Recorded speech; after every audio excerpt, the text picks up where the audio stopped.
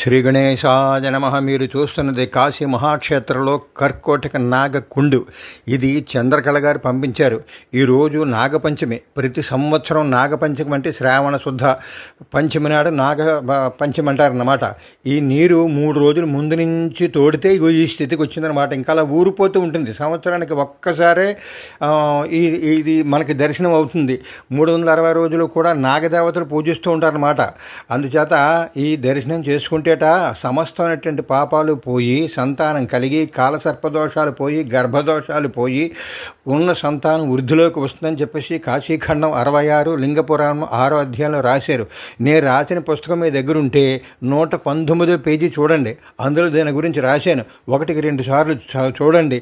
మళ్ళీ సంవత్సరం దాకా మనకి ఈ అదృష్టం రాదు.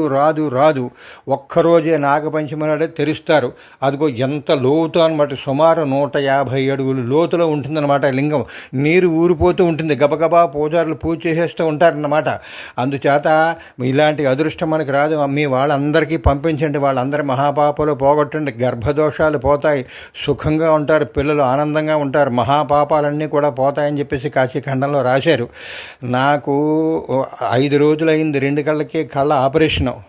అలాగైనా సరే రిస్క్ తీసుకుని అదిగో ఆ లింగం మీరు ఎలాగ దర్శించి మీరు సుఖంగా ఉండాలని చెప్పేసి రిస్క్ తీసుకుని కూడా మీ అందరికీ పంపిస్తున్నాను.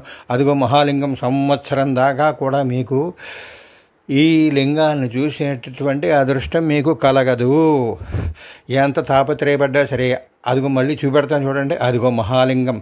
కర్కోటక దమయంతి నలమహారాజా ఋతుపర్ణ అని ఎవరైతే రోజు 11 సార్లు అనుకుంటారో కలి ప్రభావం ఉండదని చెప్పేసి పెద్దలు చెబుతూ ఉంటారు. అదిగో కర్కోటక నాగేశ్వరాజ నమః, కర్కోటక నాగేశ్వరాజ నమః, కర్కోటక నాగేశ్వరాజ నమః అనుకోండి. జై కర్కోటక నాగేశ్వర.